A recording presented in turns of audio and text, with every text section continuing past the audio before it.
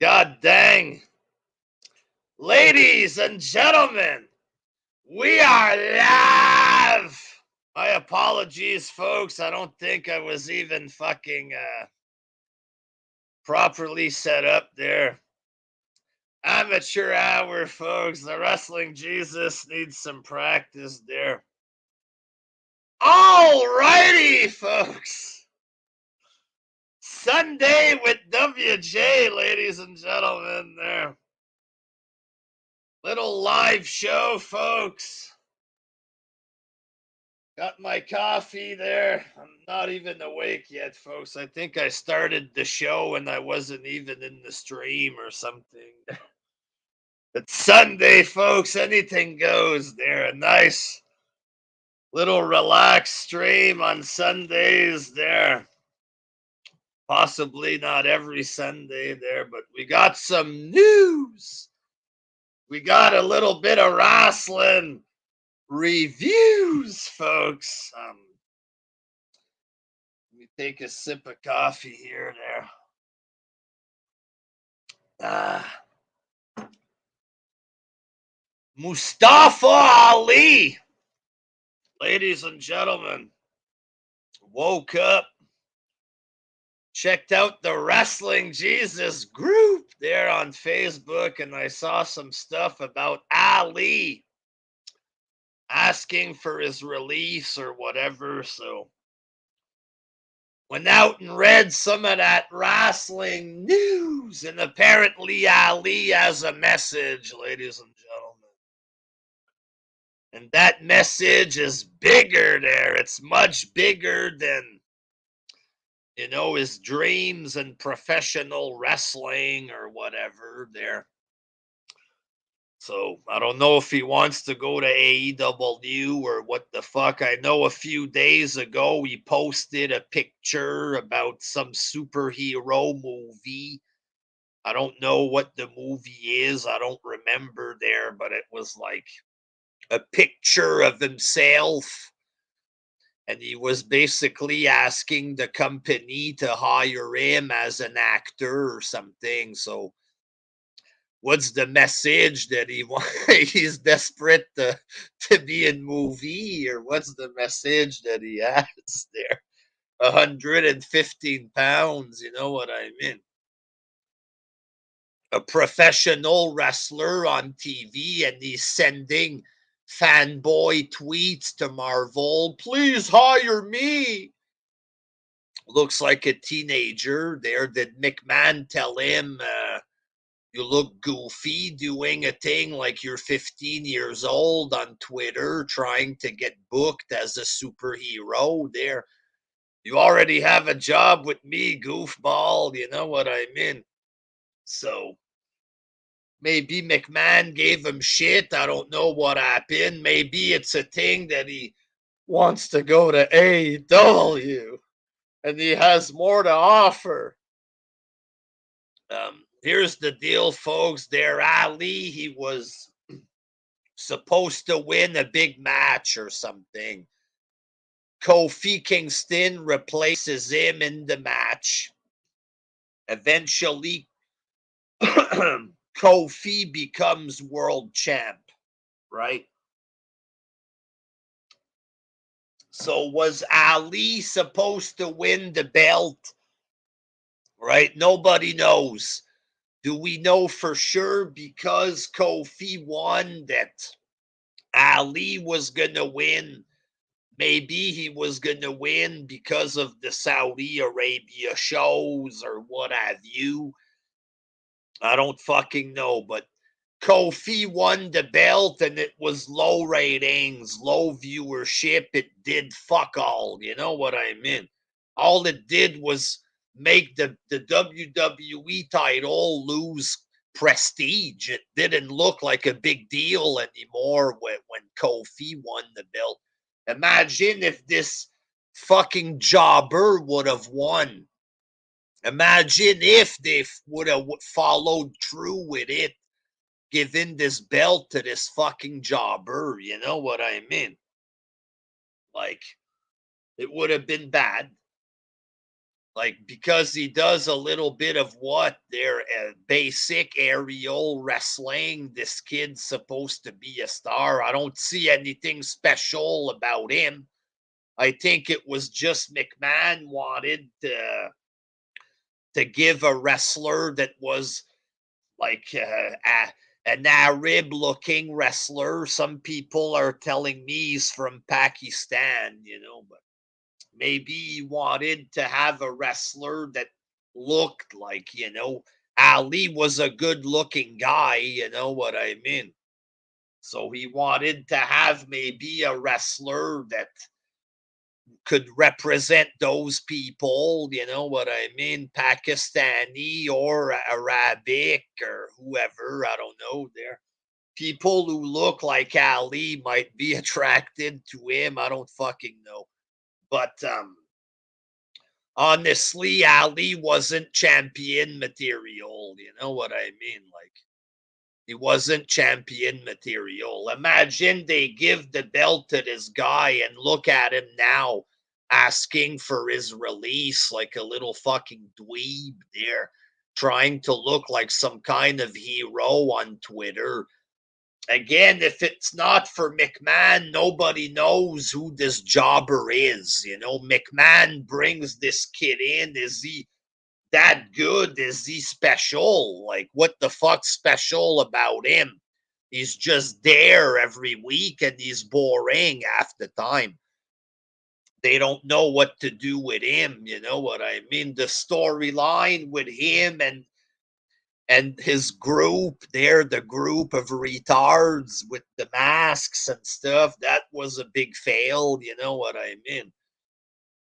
Like, he's able to talk, but it's not like I want to sit there and listen to him talk. Like, Sami Zayn isn't impressive physically, right? He doesn't look like he's champion material, but at least Sami Zayn, when he talks, he's funny. You know what I mean? He brings something to the table when he talks.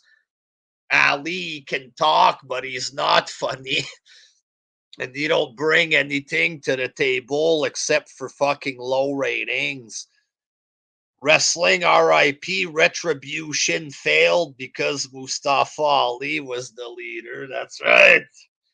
No, man, that whole thing was bad booking from the get go there. They bring in a bunch of indie guys or NXT schmucks to try to do this group. They're the two most bland, boring women they could bring into this group or whatever. Three fucking jobber nobodies.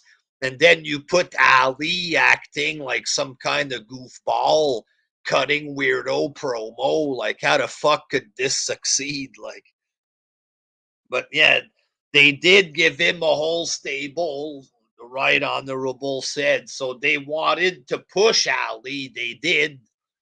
They tried. And it's possible if he would have stuck around, like wrestling. Look, Kofi Kingston was crying recently. Oh, it took me too long to get a shot.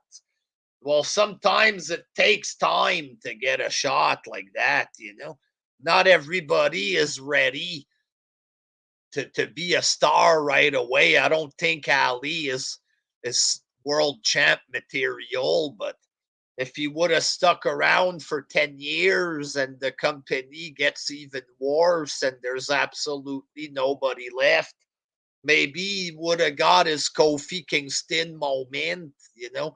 The same thing with other people. It's possible down the road when they're fully ready and developed you know, but these guys, they come in, they're not even good. They're not ready for the big time. They're on television, right? But they need time to develop. Bret Hart, Shawn Michael and Bret Hart, it took a while for them to become world champ. They spent years in the tag team division, years in the mid card. Then they became big stars or whatever. It takes time.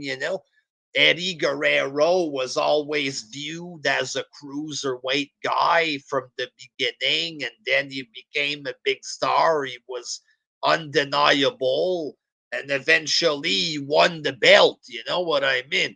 Imagine Guerrero coming in for a few years. No, I don't like being in the tag team with Chavo or something, and then he retires or he leaves to go to a second rate company. Imagine that, you know what I mean? Guerrero, he worked in WCW, he went to WWE, developed his look, he got bigger, his character, he was oozing charisma, and they made him beat Brock Lesnar back in those days, right? The muscle stuff was even more prominent back then. And he beat the king of muscle, Brock Lesnar, or whatever, a small guy like Eddie Guerrero, right? Because he fucking built and established his character and it developed and he became a real star. You know what I mean? Ali hasn't done this. He hasn't done anything close to this. It's not McMahon's fault that he don't become champ right away.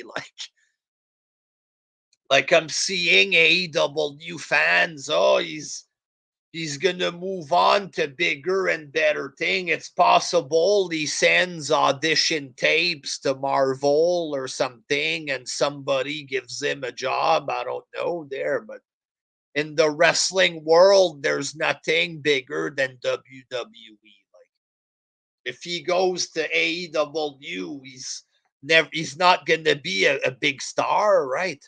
He's not a big star now. People know him because of McMahon, you know. But if he, you know, it's not like Daniel Bryan, who's a WWE champ who main evented Mania. Bryan goes to AEW, then you have a real established guy. If Ali goes to AEW, you still got a guy that people know him, but he's not really a star. You can't put the belt on him and expect ratings. So, like, what's he gonna do that's gonna be bigger than WWE? He's gonna go to wrestle on Dark. Big match against CM Punk, Punk against Ali. This is a match that I want in Chicago. Me and Ali. This man had an idea that he wanted to do change, and that can't be done in WWE. It has to be done here in our B plus promotion, right here in front of the fans in Chicago. So that match happens. He gets a competitive match against Bryan. The week after, he's on Rampage against Bobby Fish. You know what I mean? After that, he's main eventing Dark. After that's what happens there, and then he's stuck on Dark. Summer of '92. Ali is from Chicago. Well, there you go. Fuck. Chicago versus Chicago. That's the biggest match of this is fucking. There you go. There's a match for Ali. But after that one, there's nothing left, you know. Maybe Kenny Omega has a generosity match with him. Ali, you impress me in the ring. You know, and then they have some kind of match, but Ali isn't beating Kenny Omega on his turf, you know. Unless Tony Khan wants to push him because he's also, you know, an ethnic EVP or whatever, like he was talking about recently there. I'm not a white man. Me and another person backstage aren't white. I present to you Ali. Maybe they'll bring in Ali as a junior executive or something. We have a new executive here, folks. We're about change. This is Ali, our new executive and wrestler. I don't know. But, you know, the grass isn't always greener on the other side. See Rusev, for example. Every arena, the fans were screaming Rusev Day, and Rusev wasn't even on the card. You know, he was the perfect WWE victim, right? We saw it with our own eyes and heard it with our own ears there. Every arena, Rusev Day. The story is that McMahon mistreated Rusev, didn't push him or whatever. And we saw the cheers from the fans. So he was the perfect one for AEW to push and to say, look, McMahon was wrong. We did it right. Somehow they completely killed him there. And he's not even on television. Everybody in the arena was chanting for Rusev. Raw or SmackDown, thousands of people. AEW can't capitalize on this. Somehow they killed CM Punk, the smart messiah. Daniel Bryan feels like a bland fucking loaf of bread or whatever. You know what I mean? Like, what are they gonna fucking do with Ali? Like, for the nerds that think this, that he's gonna go there and somehow it's gonna be better. You know what I mean? Like, what a like, I really don't know what he's gonna do. The fact is that he was okay there, but he was small. Like, you know, maybe some people could have identified with him. Maybe McMahon pushes him. I think he had a much bigger chance of making an impact there because, first of all, nobody would fucking know this ungrateful goof if it wasn't for McMahon. You know what I mean?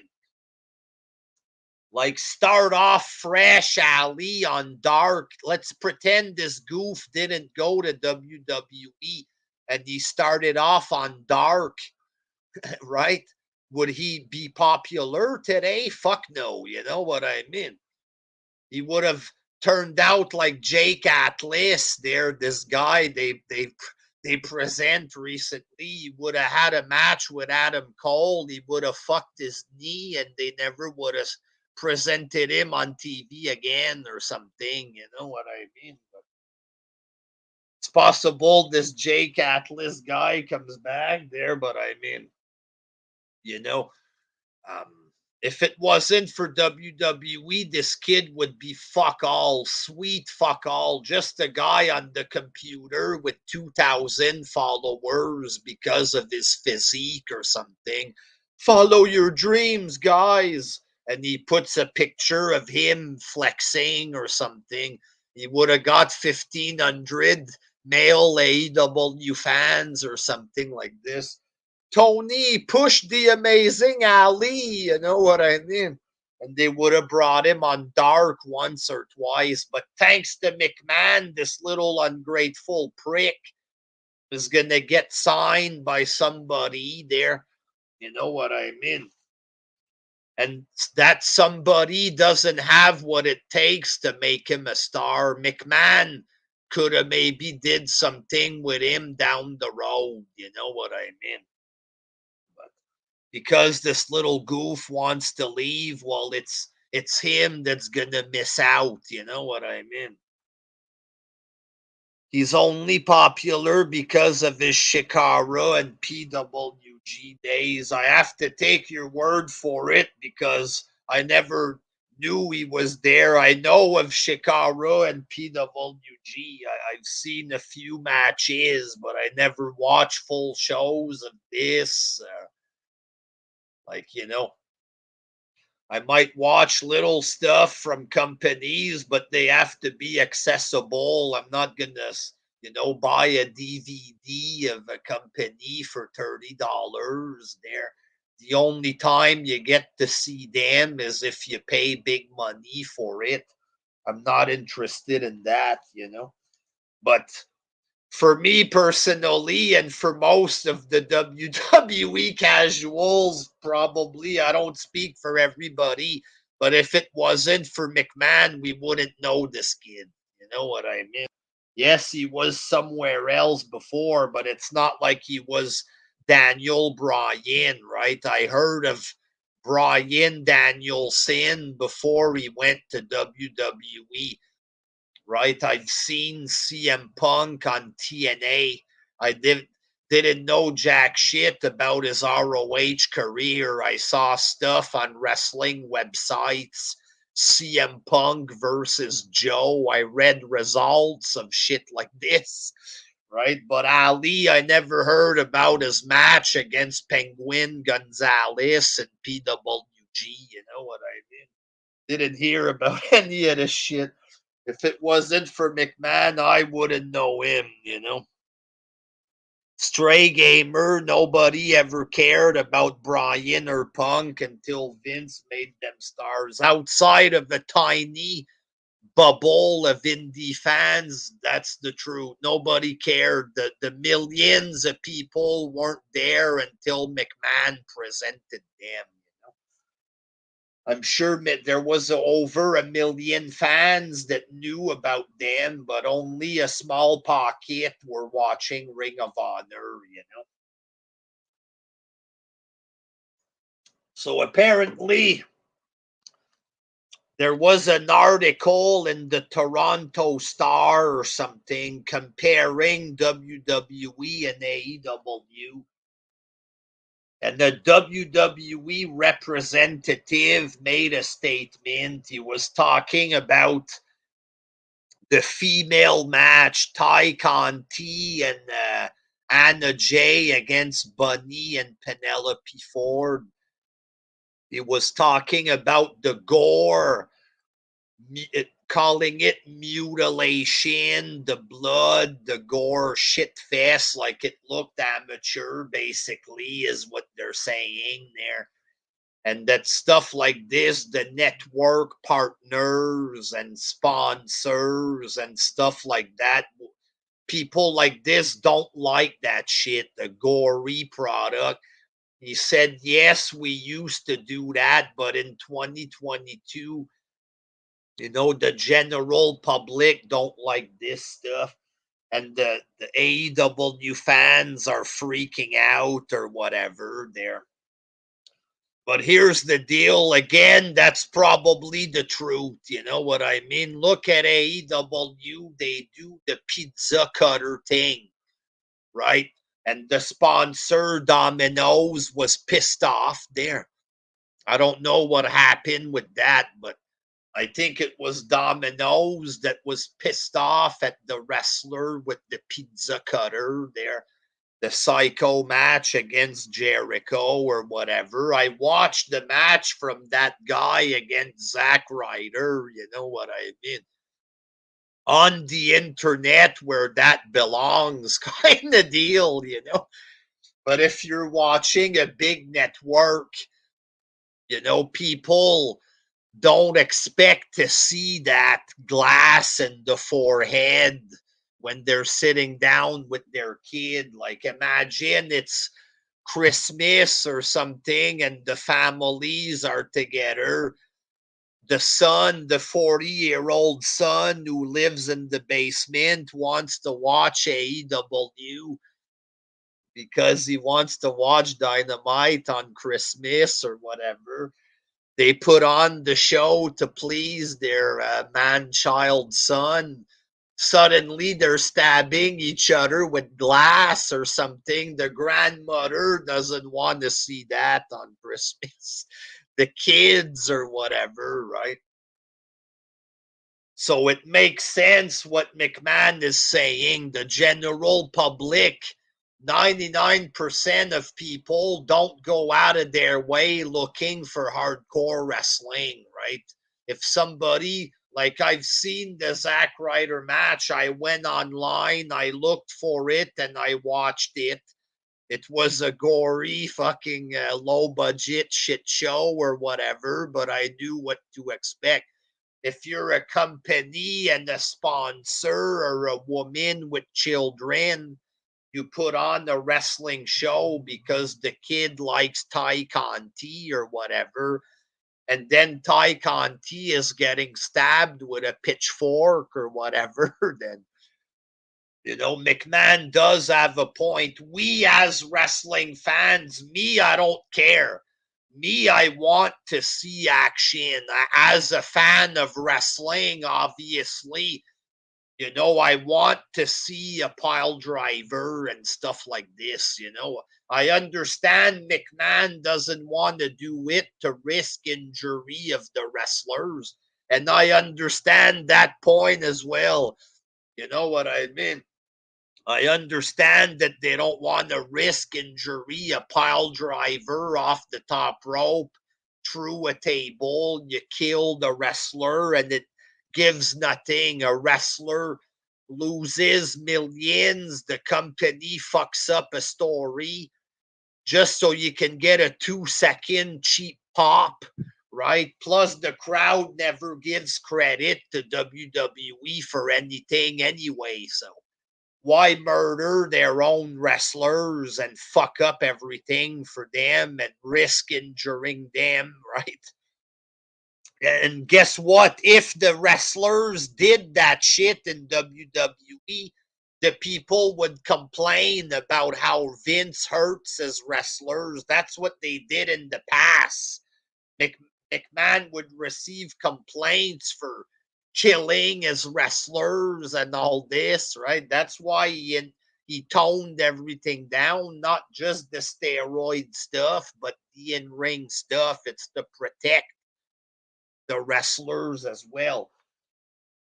But McMahon does have a point that, like, ECW style wrestling isn't really the norm anymore, and most people aren't interested in this. I don't mind seeing an occasional chair shot, a table spot. Triple H cuts himself open, hits somebody with a sledgehammer in the head in a special match or something, right? It adds obviously drama and suspense and all. Not suspense there, but it adds action. AEW midgets that have no talent, no experience, giving themselves all kind of dangerous head bumps through table on top of the thumbtack. It looks tacky and it's dangerous for them. McMahon has a point. Look at the hardcore match. The bunny does the split and lands with the vagina and the thumbtack. Like, doesn't that look lowbrow a little? Like, who is that supposed to please, that she has a vagina full of thumbtack? You know what I mean? Like, who gets turned on by that? Like, like, obviously there's good hardcore moments, and then there's stuff that looks low budget and tacky. You know what I mean? A vagina full of thumbtacks, it looks tacky, So AEW fans are pissed at this. They're victims, and Ty Conti got her big revenge, boy. She gave the middle finger to McMahon or something on Twitter. They're tough. She's badass, boy. We're having hardcore wrestling. Fuck you. Yeah, you're a hero. Everybody does hardcore wrestling. You know what I mean? Like, get over yourself there. But in the context, I understand her wanting to reply there, but, like, you know what I mean? McMahon or whoever, it's not even McMahon who said this. Whoever it is that said this has a point there. Apparently, Roman Reigns said the N word. You know what I mean? According to some people on Twitter, they're, I guess, very desperate SJW/AEW fans there. Apparently, Roman Reigns said the N word on SmackDown. I didn't hear this. Did y'all hear this? I didn't hear him say the N word. But if he did, I don't know. But I watched the promo. I didn't see it. I didn't hear that. Maybe I missed something, but I don't think this is real at all there. So he didn't say, he mumbled. So he didn't say it, he mumbled. How to, come on there. He didn't say it. Fuck. Probably said it with an A, not a hard R. Well, then the Samoans, they seem to act a little bit like black people sometimes, like the Usos and stuff like this. They seem to kind of act like that there. I don't know if it's a thing that they say, you know what I mean? A few of the younger Samoans, they kind of talk like a little bit like that, but I don't know.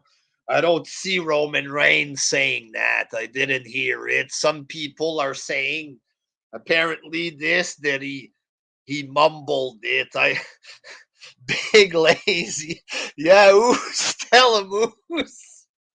I don't I, I don't think Roman said that, and if he would have, I don't think he would have said it in a way like this, but I definitely didn't hear that. So if he mumbled it, I don't know. I'm gonna need to see fucking evidence of this. Take the mumbling, lift up the volume, slow it down, and it's gonna sound completely different, probably there. Nintendo or something. Oh, he said it. He said the N word. He said Nintendo. I don't know, but I'm not. I didn't hear the word. I'm gonna go back and listen to the promo again. I didn't hear it. I'll fucking put up the volume, pay close attention. But I think people are just grasping at straws. You know what I mean? Like they tried to fucking kill Undertaker with this stuff of Canyon recently. AEW wrestlers trying to kill, claiming that Undertaker beat up Canyon because he was gay. Canyon was in the closet during that time. So far, the fucking political AEW side, they tried to kill Taker, they tried to kill Brock. You know what I mean? Oh, he showed his penis to that old broad or whatever. They're trying to kill anybody that brings WWE ratings. Fuck these guys. You know what I mean? I don't think Roman Reigns is dumb enough to say this there. And if he would have mumbled something by accident, well, I'm gonna need to hear the proof. And if he did, that wouldn't be done in that way anyway. There, I completely I'm simply refusing to fucking play this game with Roman Reigns. Fuck this there. Roman Reigns is racist, you fucking pathetic goofs there. He mumbled something. There's no proof he even said something. Oh, he mumbled it or whatever. Come on there. Sunny, apparently, there's details that came out there about her terroristic threats and all this. Apparently, she threatened her boyfriend with a pair of scissors. And apparently, the police found this. They have it on dash cam or something. So, looks like Sunny's fucked there. So, arguing with a boyfriend, she busts out a pair of scissors or whatever. No good there. So probably she's gonna end up in jail. I don't know if the boyfriend can drop the charges, or maybe she don't deserve to have the charges dropped, but apparently that's what she did there. She threatened her boyfriend with scissors. So Sunny continues down the dark path.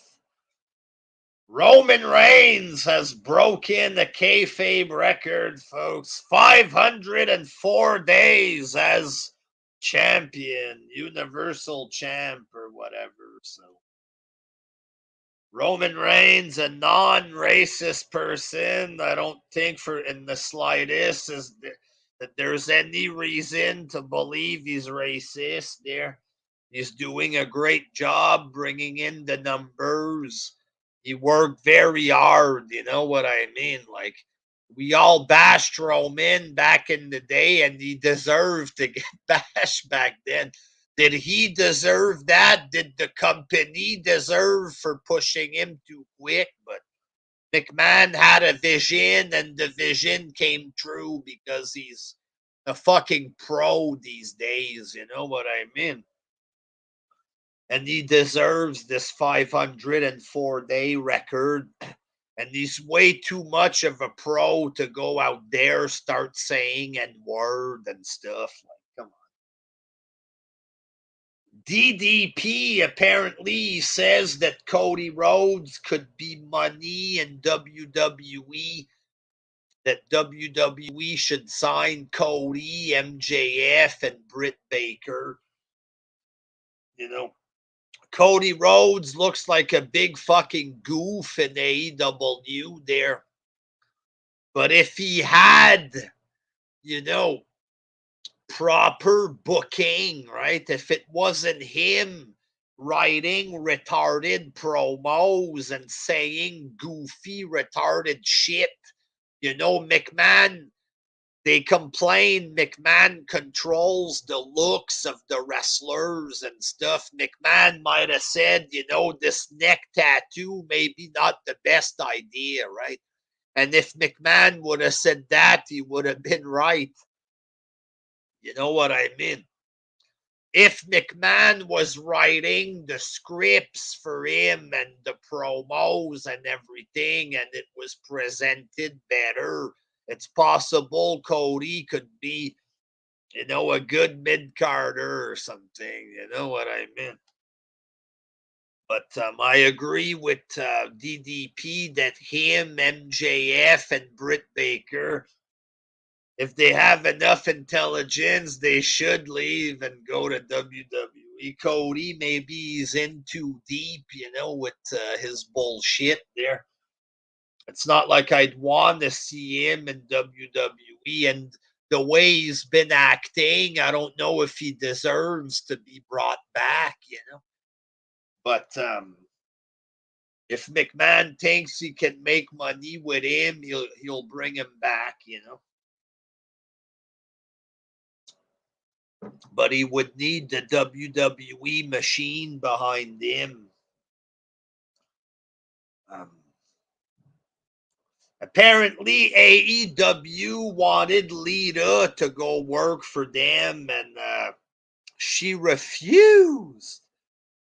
Apparently, they wanted Lita to do a segment with Britt Baker. That could have been good for Britt Baker or something there, but apparently she refused to go or something. Both sides couldn't come to an agreement. So, you know, you have bums like Ali that want to go to the small time. They want to be a big fish in the small pond or whatever. It works for some people like Drew McIntyre or whatever, you know. But not everybody comes back like a star, you know. Ali, if he leaves, maybe he lost his chance there, but you know. But Lita, you know, she knows where the money is.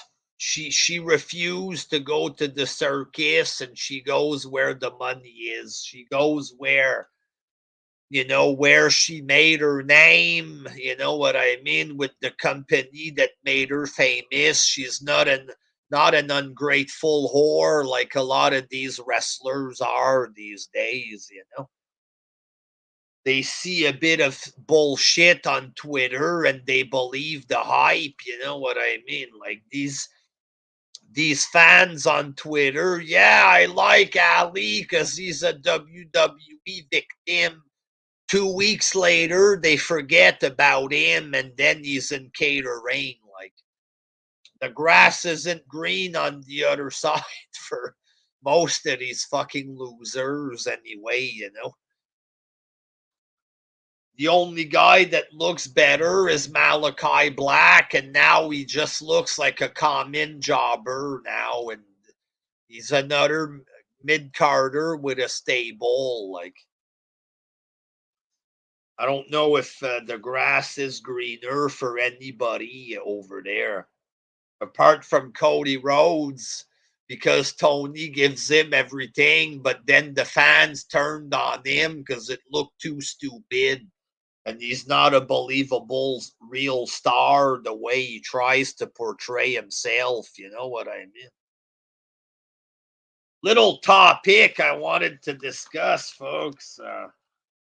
Little random topic before I move on or whatever to a little bit of reviews. CM Punk ripping off Bret Hart, folks, there. Now, I've seen enough, ladies and gentlemen. You know what I mean?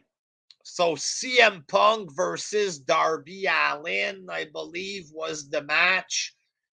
It came out that it was a rip-off of a Bret Hart match, and shit was being compared.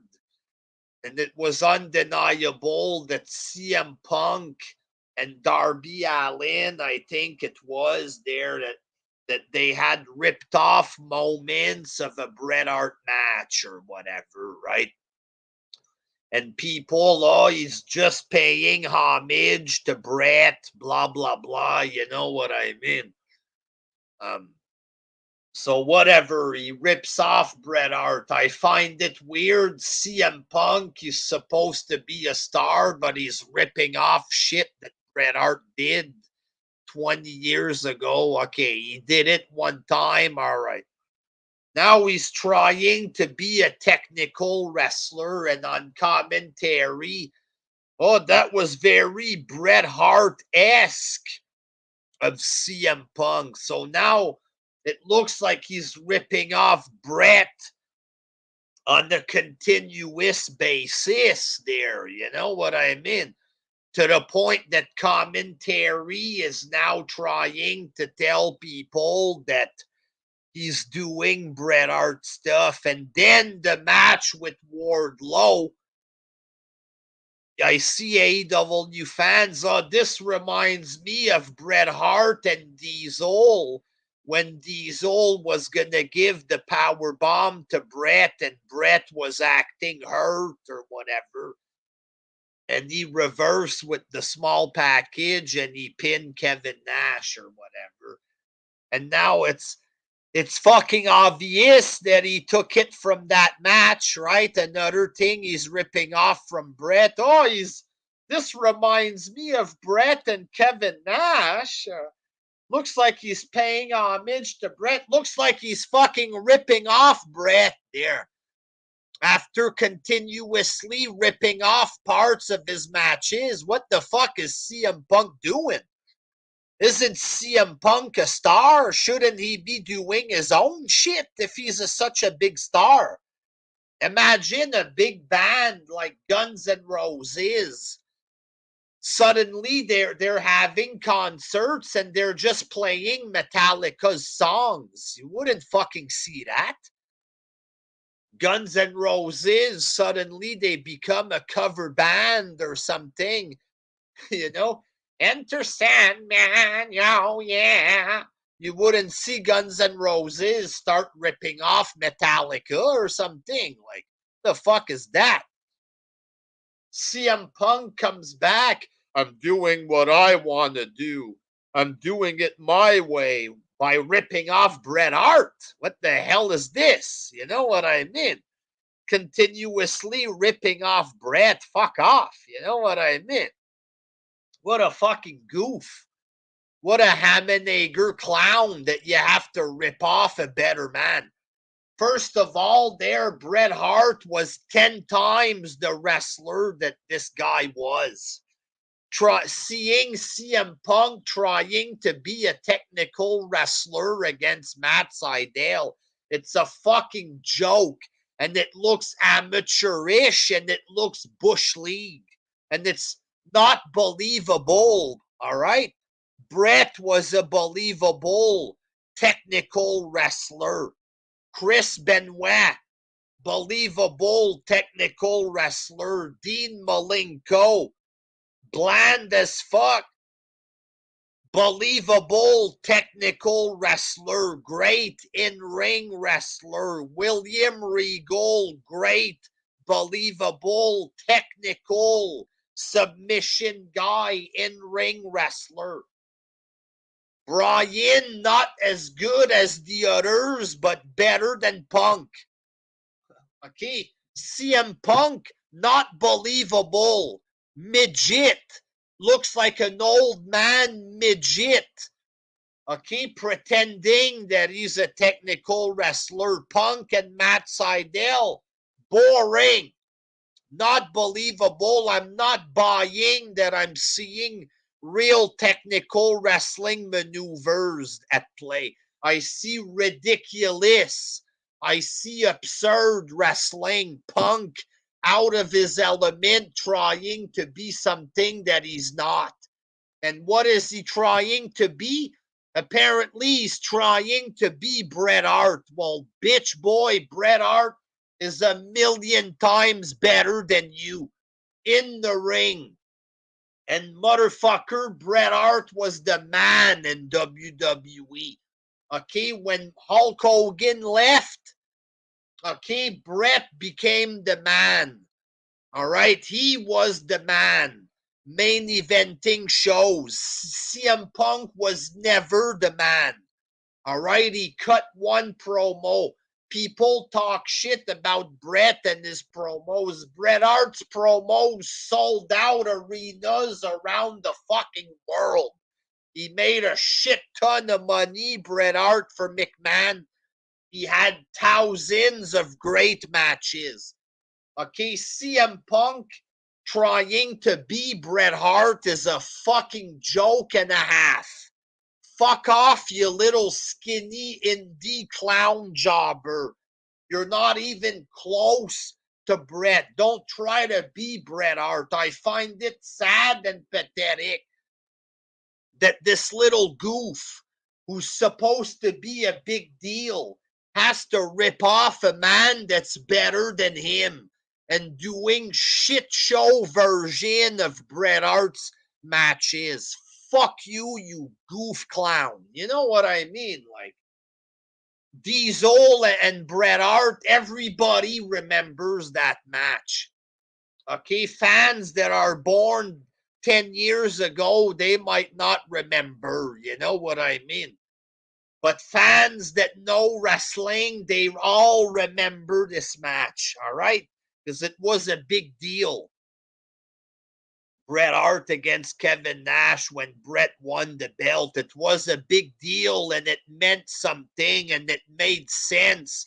How can Bret, a smaller man, defeat such a giant, you know?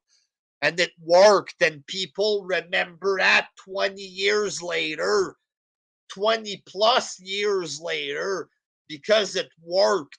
And it was two real wrestlers who did it. Punk ripping off Bret along with a fucking green jobber ripping it off. That's not the same, boy. It's just rip off garbage. Punk should be embarrassed. Okay, do your own shit, you fucking jobber. You know what I mean? If he was in WWE, they would lay out matches for him properly back there in the backstage. But in the AEW, he has to fucking rip off Bret Hart. Fuck off. You know what I mean? Like, Give me a fucking break, man. So there you have it, folks. There's my random thoughts of the day there. Now let's get into a little bit of reviews. Rampage on Friday night, boy, and that's one of the beauties of Sunday with WJ, folks. A show that took place 2 days ago. I didn't get a chance to review it. I review it here. And Sunday with WJ, a show that happened 3 days ago. I review it here, folks. So Rampage. We had Adam Cole versus Trent Beretta. It's Trent of the Best Friends, a bland, boring fuck that nobody cares about, folks. Let's be honest. If this guy was worth anything, McMahon would have kept him. You know what I mean? He's bland. He went in Japan. He was a part of Roppongi Vice or whatever. You know what I mean? But in reality, nobody gives two shits. He's in the tag team with that other goofball who's known as a clown in wrestling. They're the Best Friends. He's presented as a fucking Santino Marella kind of guy. All he does is hug his partner. This is jobber material.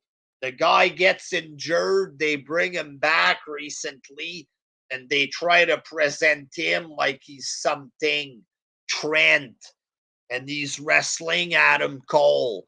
Another guy that they try to present him like he's something. But here's the deal, Trent. Nobody gives a fuck. Even if he can go out there and put out a semi-decent match or something there, nobody's going to give a shit. It's not going to get ratings. He has no personality. The match is okay. It's an okay match, but I still don't give a shit. You have a whole bunch of people interfering. The Young Bucks, the Best Friends are coming out. They have to have all this interference. Why? Because Cole and Beretta are both boring on their own. That's why. You got to bring in a bunch of people to try to make it look like it's exciting. Let's have a match that's okay in ring, but nobody gives a flying fuck. Like Adam Cole, he hits his finish. The running leg to the back of the head, that don't look impressive. Hitting him with your inner thigh on the back of the head, how's that going to hurt somebody? Oh, that's the boom. Oh, Adam Cole just dropped the boom. He fucking grazed the back of his head with his inner thigh. Is that really big money finisher? You know what I mean? Oh, he just hit the boom. And that's the song. You got the boom, the boom. And you know what I mean?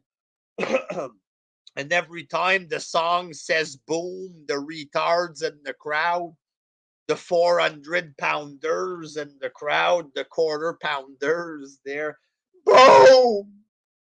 You know, and when he does the finisher, it's called the boom or something. So it's a bland as fuck match. Pointless fucking interference because the match is nothing on its own or whatever. And then you have a cheap, boring fucking strike finish that nobody gives a fuck about. It's the boom. Well, there ain't much impact with your boom or whatever. You know what I mean? And that reminds me, did y'all see a few days ago the Wendy's Twitter puts out a tweet? It says it's National Roast Day or whatever. Put a tweet down below, put hashtag roast me. The Twitter of Wendy's official Twitter puts this out. And then the AEW on TNT account replies to this and he writes, "Oh, it's MJF's day. Hashtag roast day. It's MJF's day." So he's asking to get roasted or something, or it's a desperate ploy for fucking attention there. But the Wendy's Twitter replies with a picture of the failed explosion. And it writes, "This is how explosive your tweets are." And it's a picture of the failed explosion with fucking Kingston on top of Moxley. Fucking burn and a half there. I've never used the word burn in my life there, but that was a fucking burn and a fucking half. The fucking Twitter account of Wendy's completely buried them with one tweet. You know what I mean? Like, it was embarrassing for AEW. And the fucking fans of AEW were butthurt big time. "Oh, look at all the E-drones are happy, huh? Fuck you, WWE. Fuck you, WWE fans. Shut the fuck up." Like, your company was begging for attention from Wendy's and it was written, "You're gonna get fucking roasted." And they replied, they try to get free publicity and they got fucking roasted in the process. Your company asked for this there. All right. So don't attack WWE. Don't attack the fans just because you're butthurt and embarrassed for your cornball company. Don't start talking shit to us. The company asked for this. Shut the fuck up. You know what I mean? And they got embarrassed in the process there. And then you had Shawn Spears against a jobber, folks. Shawn Spears is already a jobber on his own there. Apparently, y'all remember when AEW first started, when they had nobody. I find it funny and I bring it up every time I talk about Shawn Spears. Ty Dillinger 10. This guy was supposed to be, he was going to be pushed. WWE didn't push this guy. He was going to be pushed in AEW. They were going to treat him with the respect he deserves or whatever there. All right. And he spent 2 years in catering, basically, there. And now they put him in this group with MJF. You know, he's a part of a group with MJF, but guess what? This guy is still a jobber. You know what I mean? His promo was okay, but when he cuts a promo, well, first he beats a jobber, so it's jobber against jobber or whatever there. But Spears, at least he looks like a wrestler compared to the job guy there. You know, so they had Wardlow fighting jobbers and he gets beat by Punk. So now Spears, he fights an enhancement guy and now he's going to get beat by Punk again. Like, why the fuck is Spears fighting CM Punk? Does this company want to make money? Like, who are they trying to impress by trying to push this guy? Like, it's a fucking joke there, but they're not pushing him, but they're using him right now because of the CM Punk and MJF thing. So it's not a push. He's just there for the MJF story. But Shawn Spears beats the jobber. Then he cuts a promo. He was okay on the promo. He wasn't great. It wasn't like, oh, this guy, he needs to get pushed more, but he was all right. You know what I mean? But when he's like, "Oh, I'm MJF's messenger," then you just look like a fucking ham and egger jobber. You know what I mean? This promo was okay. But then he talks about basically that he's MJF's lackey. And it's like, all right, I'm not going to take you serious. Your promo, you're looking okay right now. But once he starts saying I'm MJF's messenger, then he just sounded like a lackey. And it's Sean Spears against CM Punk. And personally, I don't give two fucking shits about this match or whatever. So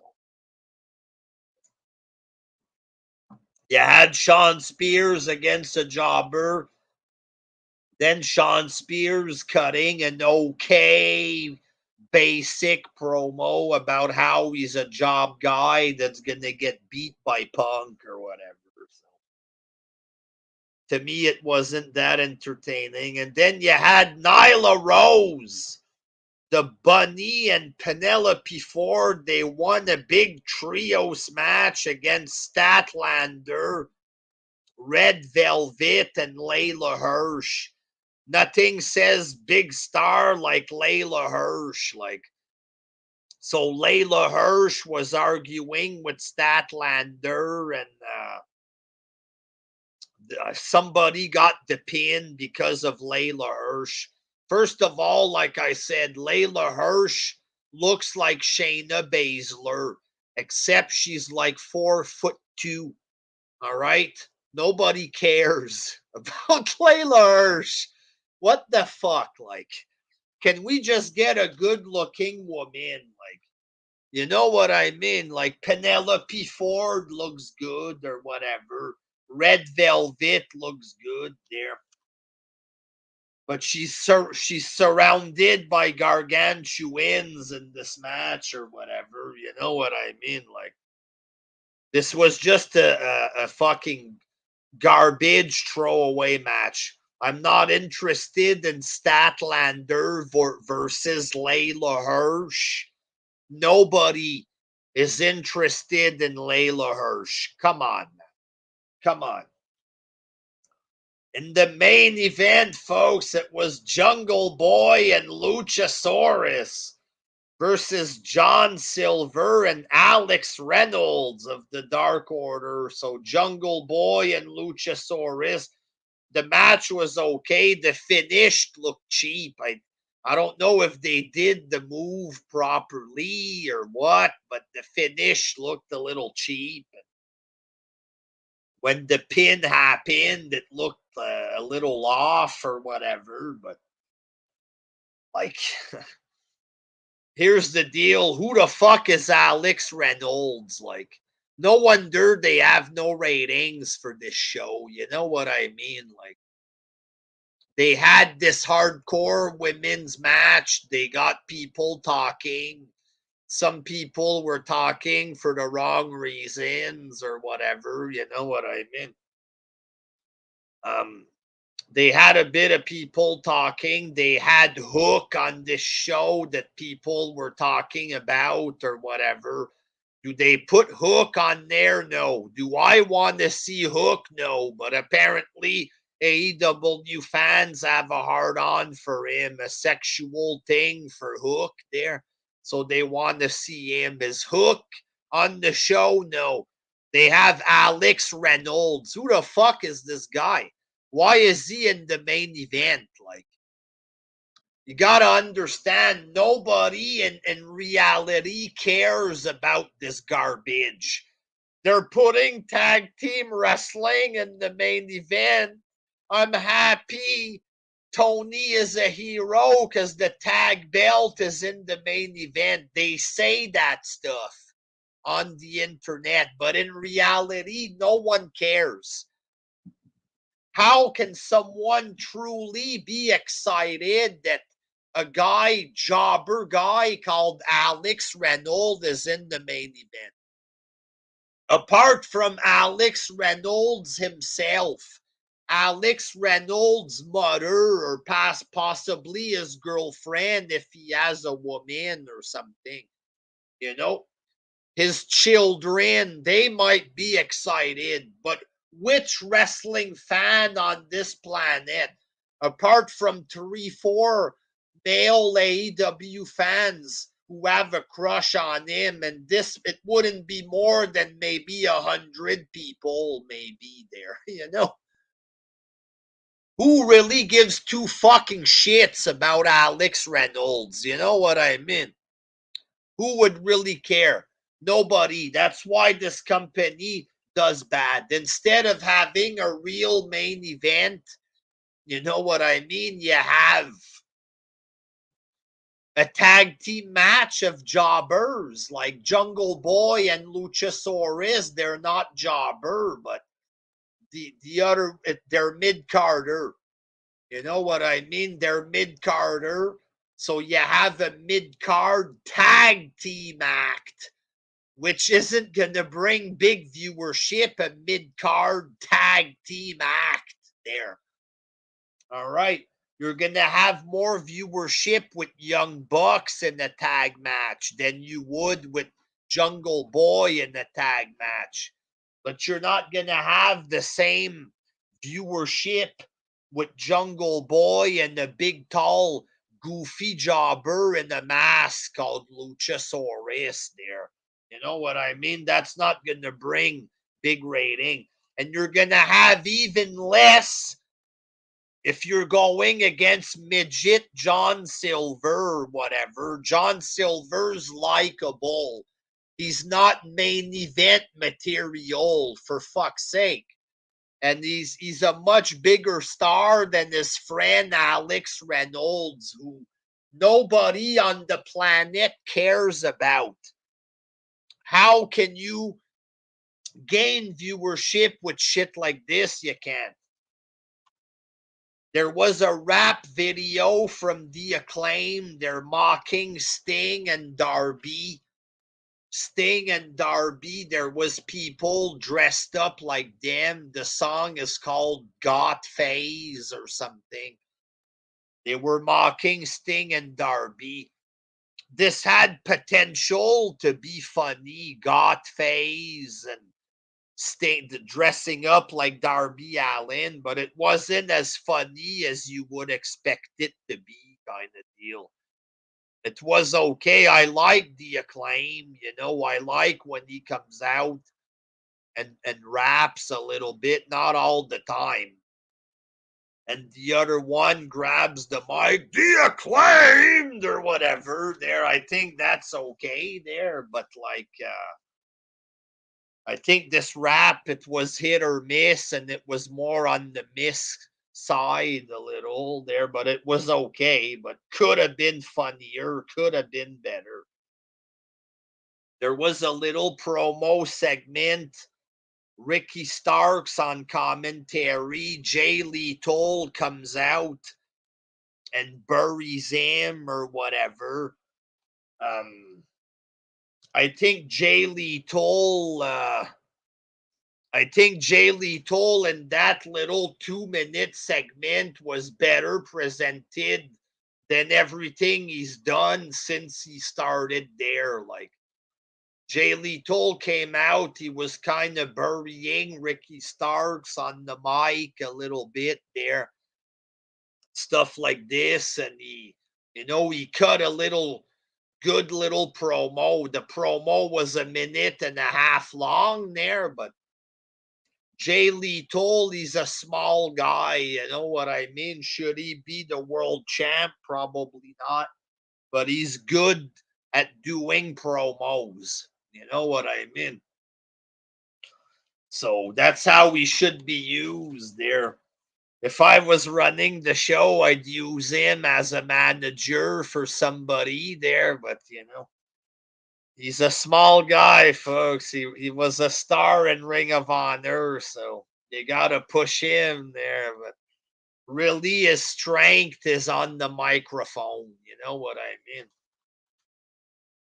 But Jay Lethal cut a good promo there, a short one, and it did the job. You can tell that Jay Lethal knows what he's doing compared to some of these clowns. So maybe they should use him more and let him talk. Maybe have him, like I said, I don't want to say put him as a manager, but Maybe one day once he gets older there, he could go to WWE and be a manager for somebody. You know what I mean? So there you have it, folks. There. Jay is way smaller than I thought he was, says Summer of 92. Well, he's yeah, very small. Vanny Fox, Jay Lethal is great compared to the rest of the roster. He has experience. Wrestling RIP, Jay Lethal's known because of TNA. If not, we wouldn't have known who he is. Very true. That's very, very true. I know that he was champ of Ring of Honor, but I don't really. I saw a few matches of him defending the belt and doing that RKO that he does, the flip off the ropes thing, RKO. There, I saw a few of his matches. Obviously, there's not any money to be made in Ring of Honor, you know what I mean? But that's true. If it wasn't for TNA, we wouldn't know who he is. But speaking of TNA, folks, I watched a couple of Impact clips, ladies and gentlemen. There, um, Morrissey, folks, formerly known as Big Cass, came out to cut a promo there. He's pissed off that he didn't win against Moose. He said he had Moose pinned and, the referee wasn't there. I thought the match with Moose was a good match. Moose, Ryder, and Big Cass, I thought they had a good match for the pay-per-view. I saw that match and I thought it was decent. I thought that Moose did a good job or whatever. The three of them did a good job. I thought it was good. But I think that Moose is doing a good job as TNA champ or whatever. Moose comes out. He refuses to fight Morrissey. He says Morrissey doesn't deserve it. And he's going to fight against somebody else for the belt or whatever. And then Morrissey was very pissed off. He goes backstage. He's giving shit to Scott D'Amore. He wants a title match. Scott D'Amore says, "Oh, something's going on here." The camera cuts the guys from Ring of Honor, PCO, and Maria or whatever. Maria Kanellis, say what you want about her. She still looks great. You know what I mean? So you have PCO and Maria and other people. There's some guy called Vincent with dreads. It's like a faction from Ring of Honor or something. I knew that PCO was in Ring of Honor as well, but they were beating up D'Lo Brown, former WWE star and backstage agent D'Lo Brown. They were beating him up or whatever.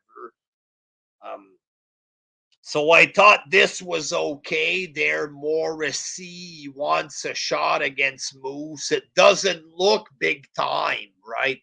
It feels low budget. Moose and Morrissey or whatever. Obviously, the Impact belt isn't what it used to be, right?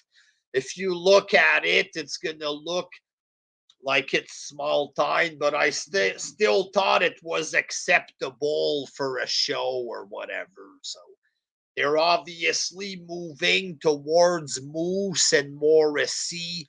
You can tell that this is going to happen. You can understand the simple wrestling booking or whatever.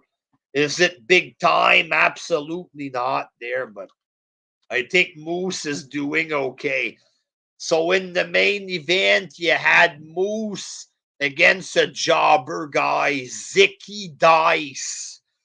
And Moose just walks in with his street clothes or whatever. He comes in, he gives like some kind of Quick move to Zicky Dice and pins him. Morrissey comes out. He attacks Moose. Moose gets away from him. Morrissey running after him in the parking lot or whatever. Moose gets away with a car. It's cliche. It looks low budget, but at least it's wrestling, right? It's wrestling booking. Morrissey wants a match. Moose is evading him. Moose is chasing him in the parking lot. This is wrestling stuff that we've seen. Does it look cheap? Is it cliche? Yes, but to me, it's acceptable to promote the upcoming match of Moose and Morrissey. So I'm kind of liking Impact a little. Does a lot of it look like garbage? Yes, but it's just as good as AEW, folks. Just as good. Maybe not as big, not as good, but some of it sometimes looks okay. A lot of it looks like shit, though. But I'm going to be unbiased, folks. I'm going to give TNA one last chance, ladies and gentlemen. One last chance. Diana Purazzo, the women's champ, or the former women's champ of Impact, she defeated Roxy and won the Ring of Honor title. I don't know, is Ring of Honor being swallowed up by Impact here? What's going on? But a lot of people from Ring of Honor, there's an invasion taking place, ROH invading Impact. The women's champion lost her belt to Diana, and she's now the new ROH women's champion. So the match was the Roxy girl. You can tell that she's green or whatever, but apparently she's very young or something. They're very green. You can tell that she's green, but Diana Purazzo was able to work with it, I guess, there, and they had a green looking match or whatever. Diana wins the belt. And then you had the ROH gang again there. They promised that they weren't done. And then they came out and they beat up Willie Mack and Rich Swann or whatever. PCO is doing a good job with his Frankenstein gimmick there. It's too bad that he's old or whatever, but PCO, he's fucking doing big flips off the top rope. He's fucking 50 plus years old. And I like his Frankenstein gimmick. I think PCO does a real good job with this character. I'd like it if McMahon could bring him in. If not, hopefully Impact uses him so I could see more of PCO. Ring of Honor, it was always a problem. They never had a steady television show that I could watch every week. You know what I mean? So I'm not going to bother. If Ring of Honor would have a show that I could watch weekly and it's free and I don't have to buy a DVD and go on some shitty website for $20 a month, then maybe I would watch. But these motherfuckers never knew how to put out their product correctly. It's on them. It's on them that their show sucks and they never had a real following because they never did it the right way. They wanted to be small time.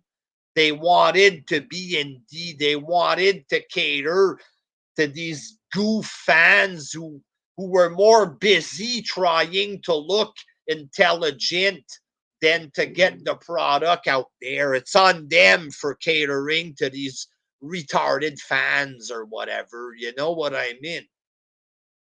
It's on them that they're small time. So I'm not going to go out and try to fucking buy DVDs of Ring of Honor. You know, if Impact wants to help Ring of Honor, then I'll watch some of those guys on Impact's show or something. When I watch Impact once in a while or whatever. When times are slow, folks. But I want to give Impact another chance. If I'm able to watch the garbage in AEW, then I might as well watch TNA. At least TNA was a lot better than them at one point, you know. Then you had Josh Alexander cutting a promo. Josh Alexander, he's a guy that they want to push. He's good in the ring. Alexander's a good wrestler. The problem is he has the size. The problem is he looks like Gemini. You know what I mean? He looks just like Gemini. He can talk, but he has the face of Gemini, the bald head, the beard, and he looks like Gemini. Hey guys, it's me, Josh Alexander here. I just got a Jake the Snake DVD. I have a big match coming up next week. Me and my good friend Stevie Breach, we're going to WrestleMania. Like, he looks just like Gemini. If Gemini put on 50 pounds of muscle and would walk out in the wrestling ring, it would look like this guy, Josh Alexander, or whatever. Okay, but he's a good wrestler, though. And then somebody came out, folks, somebody that we know from the past. Charlie Haas, ladies and gentlemen, appears out of nowhere and starts cutting a promo. Folks, Charlie Haas, I like, he looks like a fucking meth addict there. Like, I don't want to talk shit about the guy. I had heard something about his look. When I was looking at him, he looked like a fucking drug addict.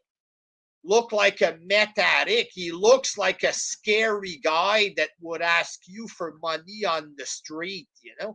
When he was cutting his promo, he looked like that. He looked like he had the shakes a little bit. He looked like a fucking the kind of guy that comes out of nowhere and gets a little too close asking you for money. Got money, but you got money, you know what I mean? Like, and sometimes they get too close to you and their face, they look scary, like they might pull out a knife and stab you for $5 there.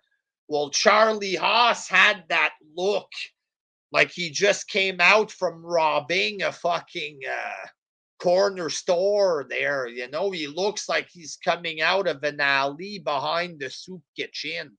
He's not skinny, but he still looks homeless. He looks like he does crack.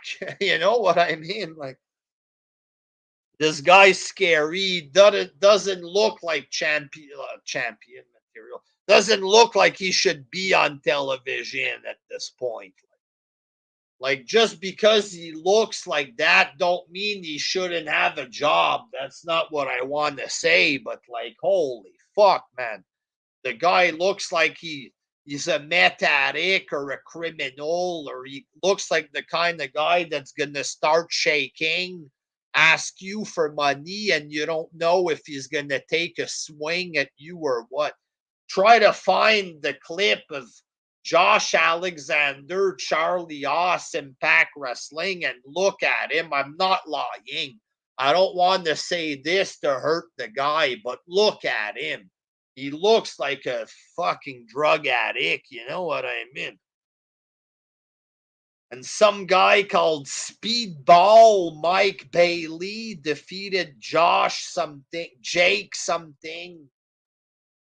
Speedball, he has possibly the goofiest face I've ever seen in wrestling. A midget with no fucking shoes, with like kick pads on, with no shoes. Some kind of martial arts gimmick.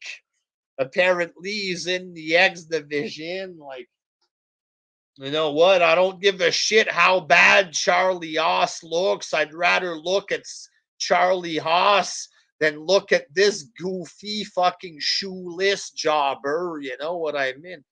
I'm not interested in the 5'6" guy with the goofiest face and smile that I've ever seen in my life. I'm not interested in seeing him and his fucking bare feet or whatever. I'm not interested in this. It's enough that we have to see Riddle fucking barefoot like he's Superfly Jimmy Snuka or something.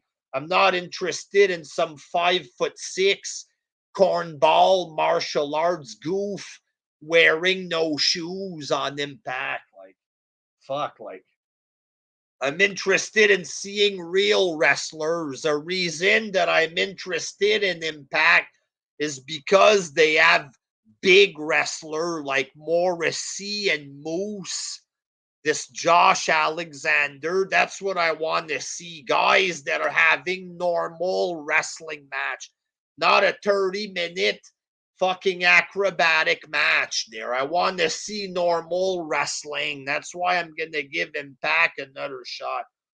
Because I want to see just a regular 10-minute match between normal wrestler guys who aren't trying to impress Meltzer. You know what I mean?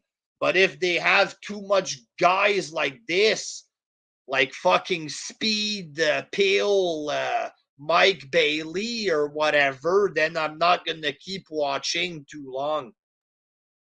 Something else, folks, that I might not watch too long that I watched recently there.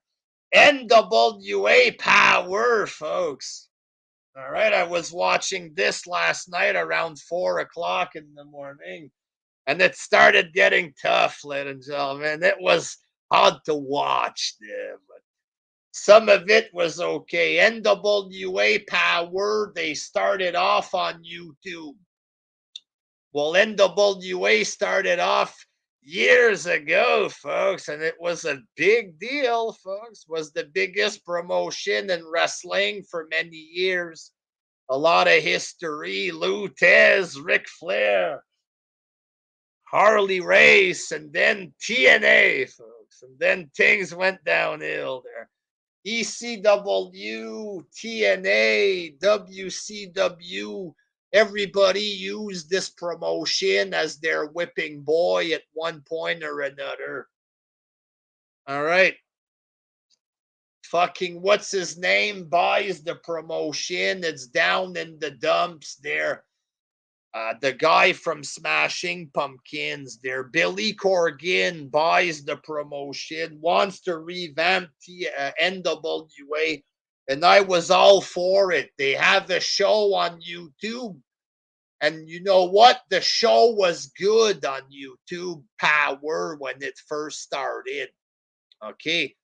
But things went wrong. The producer who was producing the show and making it good and making it look cool, he got busted for some perverted sexting. I don't remember what it is, but he did something sexual. He was busted, lost his job. So that fucked the show. Jim Cornette, some kind of joke about a country in Africa, loses his job on commentary. The Cornette followers stop watching. It killed the viewership, kills the momentum. The pandemic starts, the show goes off the air. They come back behind a paywall. Big mistake.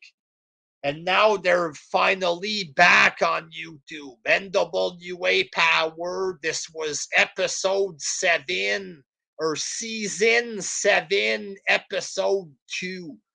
And they now have another show on their YouTube called NWA USA. I haven't watched that yet there, but so I watched NWA Power. You had Molina there. Damien Sandow doing backstage vignettes. So you have familiar wrestlers. NWA, it's a legendary promotion. I would like it if it could get semi-big again. It would be good if it could at least become an Impact or something, right?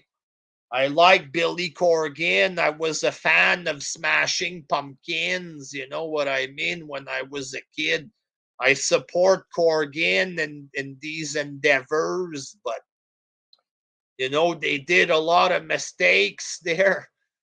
And right now they had 50,000 viewer for this thing. It was uploaded a few days ago, Power. This was getting like 600K at one point when it was hot on YouTube. Now it's gotten 50,000 K viewer. Is it going to regrow and catch on again? We'll see. Am I going to review this shit again or even watch it again? We'll see. It makes for perfect material for the Wrestling Jesus group there, but if anybody has any interest and I happen to watch the show, then maybe I can review it in the live stream or something or whatever. Summer of 92, Melina was pretty hot on Power. Well, that's how the show kicked off with Melina, stuff like this. And she did look cute still there, Melina. Very good looking woman there. I'm going to go fast because I got to go do a live show with Jerry, and I'm holding in a piss, folks. I mean, I don't want to sound unprofessional there, but let's get through this shit. Voice match, Kiera Hogan from TNA defeated Genocide, Kenzie Page, and Christy James or something. Kiera Hogan in TNA, she's like an afterthought kind of deal. She recently dyed her hair blue or whatever. A good-looking woman. She has that butt or whatever, you know what I mean. Genocide, some big gargantuan woman with face paint kind of deal. And the two other girls were like on the fat, low budget indie look kind of thing. Kiera Hogan won the match, and rightfully so. There, we know who she is. She looks better than the other girls there. So apparently she's gonna fight Camille, the NWA women's champ. The women's champ in NWA, a big blonde girl. She's tall as fuck.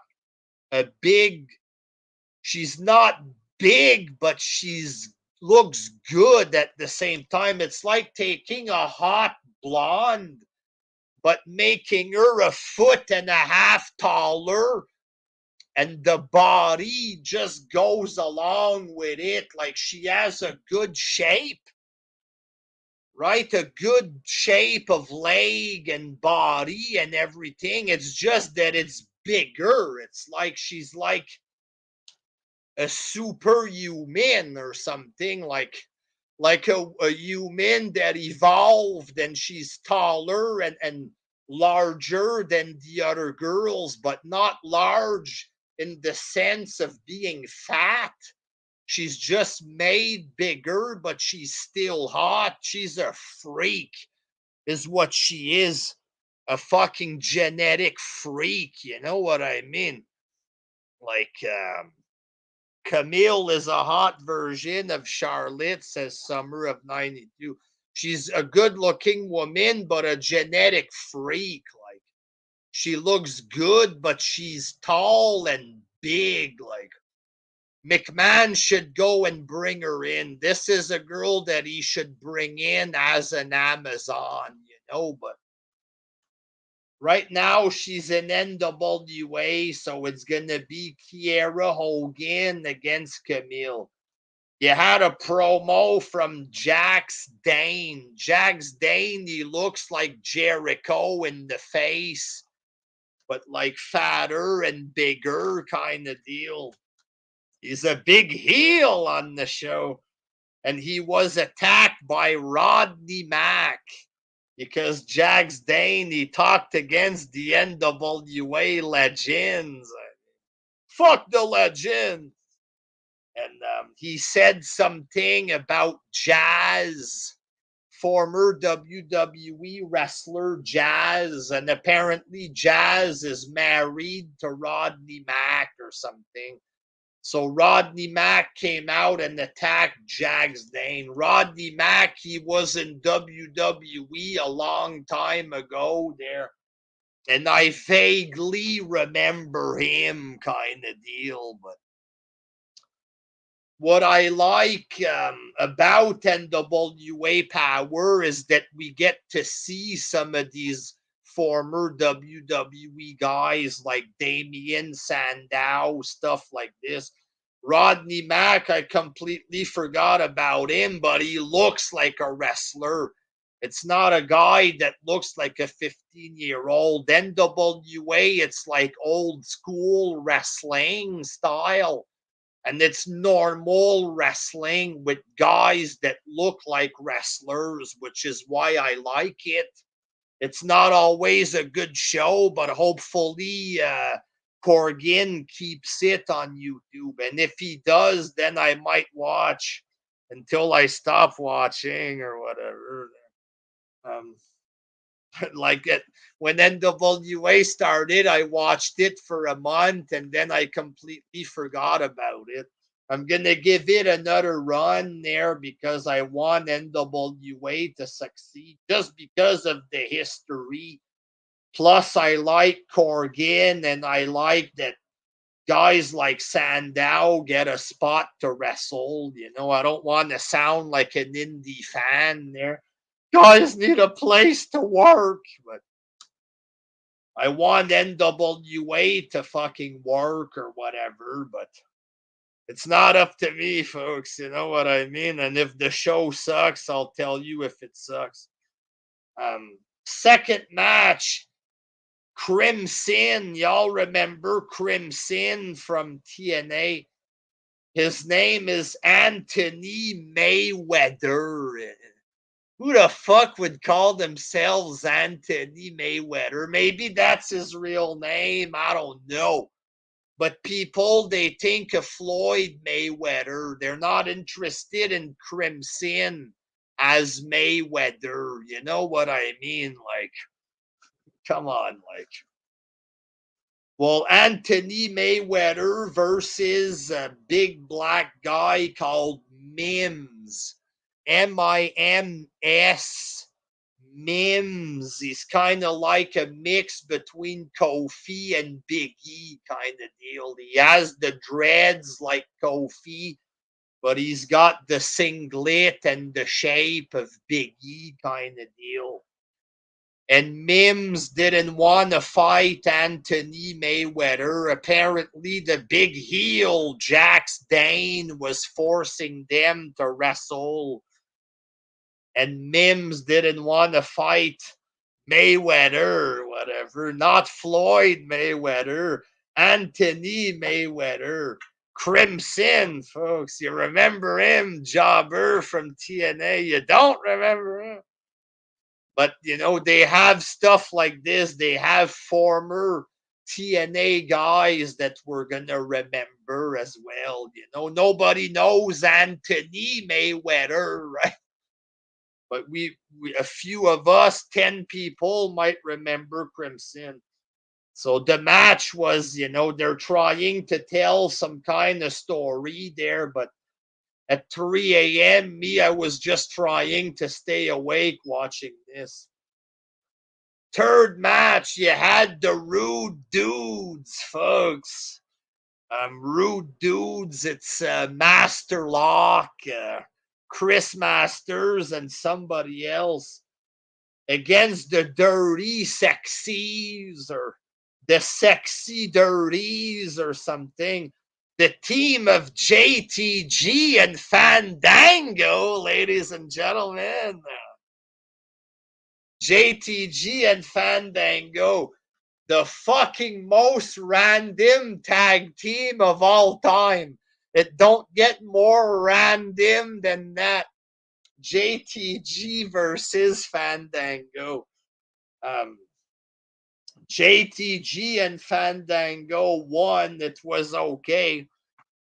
It's fun to see Fandango in a different promotion. It's fun to see JTG have a job, but goddamn, this is the most random tag team of all time. But we'll see what comes of this hot team, folks. I thought, not Mansoor, but Ali and Cesaro was an odd pairing. JTG and Fandango. We'll see what happens with this, or maybe I'll never watch it again. We'll see what happens. Fourth match, Tyrus. Y'all remember Brodus Clay, folks? He's the world television champion in NWA. The NWA World's Television Champion. Tyrus defeated a complete bum jobber, Jaden Roller. And they had a 6-minute TV title time limit. You remember? TV title time limit. This was a 6-minute time limit, and it was 6 minutes too long, folks. God dang, what a boring match, folks. Tyrus won. It was okay there, so. Well, okay, it's far from good there, but we'll see what happens, folks. Tyrus, Hammernager, big Hammernager. Tyrus, I guess his career on the news didn't take off on Fox News or whatever the fuck he was on, CNN, I don't remember. My name is Tyrus. Here's my opinion on politics. What? Nobody gives a shit? It's television champion Tyrus, folks. So a bit of Jobber City action. At least we know who Tyrus is there. Fifth match, it was a fucking jobber in a mask. Sion versus a big, tall, fat jobber called Judas. He was with Father James Mitchell. I'm happy to see James Mitchell, but Judas looked like a fucking jobber, a big, tall guy. It looked like he was fat before and he had big, loose skin hanging off his stomach there. And some fucking retarded looking jobber interfered in the match and it caused a DQ. This was fucking garbage. In the main event, it was Zack Ryder and Mike Knox, folks. Another odd pairing. Zack Ryder, folks, he's all over the place. They're Matt Cardona, folks. Serious wrestler, Matt Cardona. At least Ryder looks like a man compared to a lot of new age wrestlers. Him and Mike Knox, the guy who had sex with Melina in the past behind Morrison's back. And Melina was backstage, folks. Maybe she got him the job. I don't know there. Ryder and Mike Knox defeated Murdoch. Y'all remember Murdoch? Tim Storm, former NWA champion Tim Storm. And they defeated Strictly Business. I don't remember who was a part of this team there. It's somebody else that I know there, but I fucking forget. I was watching this match around 4 o'clock there, folks, and I was trying to stay awake there, but Ryder and Knox won, and I believe they have a shot coming up for the tag team championship. So most matches, it's people we know, former WWE guys and TNA guys. There's respectable women like Melina, stuff like this on it. So I'm going to give NWA a chance, ladies and gentlemen. I want Corgan to succeed with this. They're not going to get far with sit with 50,000 views there, summer of 92. Tim Storm, Tim Storm, mama. Tim Storm, a school teacher, folks, but Tim Storm, it was well done at the beginning when they told the story of Tim Storm. I like that stuff. Tim Storm, for some reason, I like it.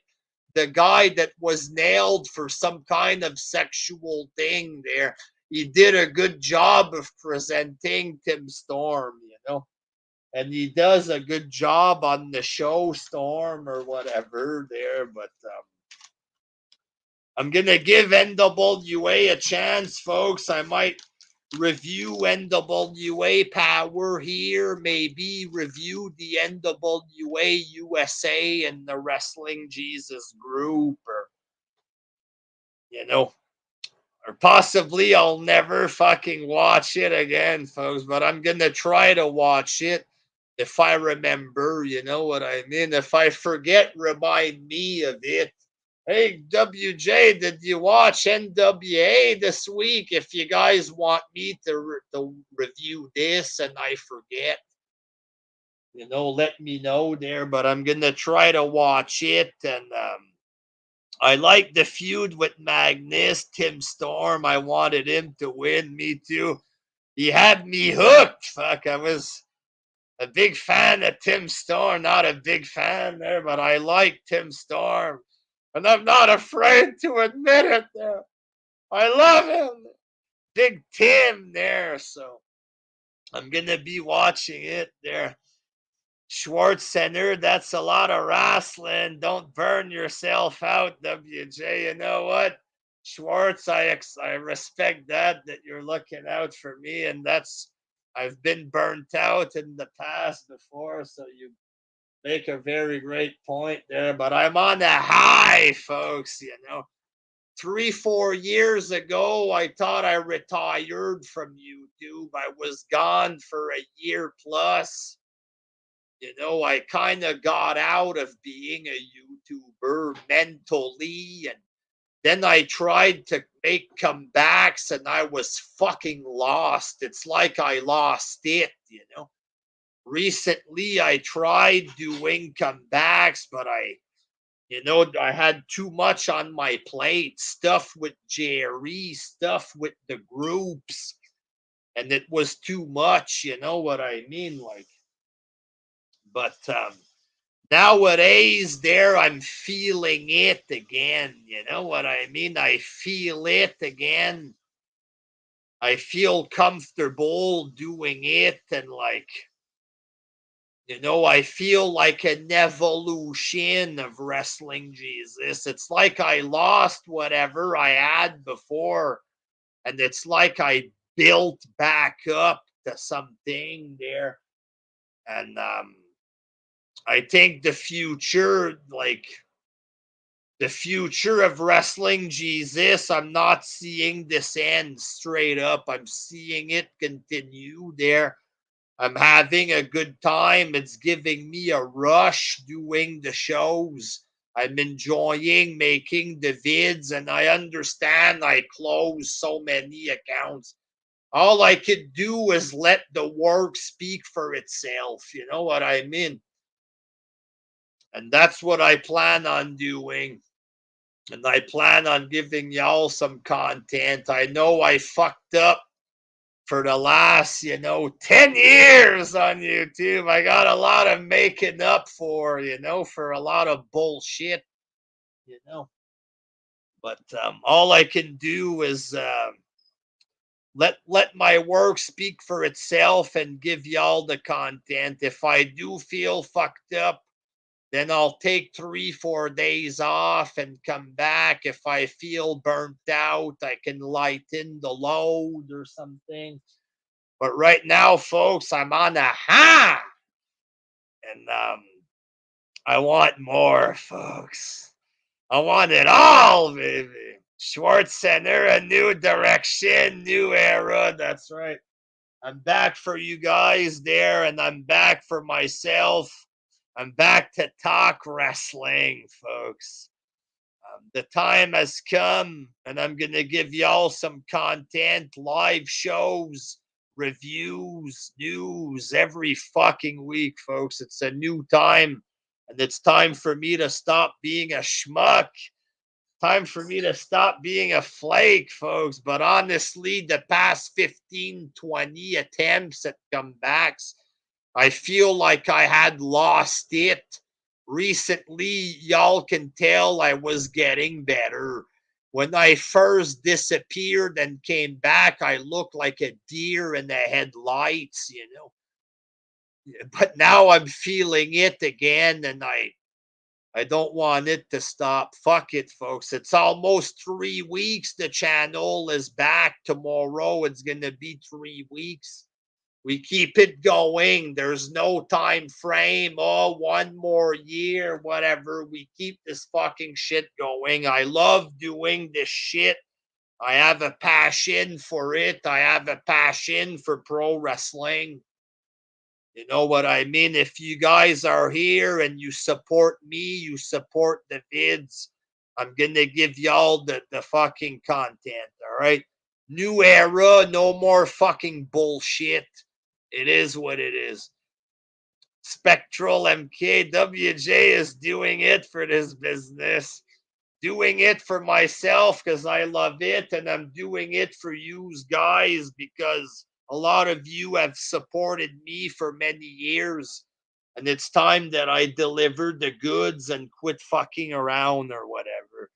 So thank you for watching, folks. And hopefully, y'all keep supporting me moving forward there. And I bring the channel back to something respectable or whatever there. And the time is now, folks. I'm feeling it again there. Until next time. Thanks for watching, folks. Peace out.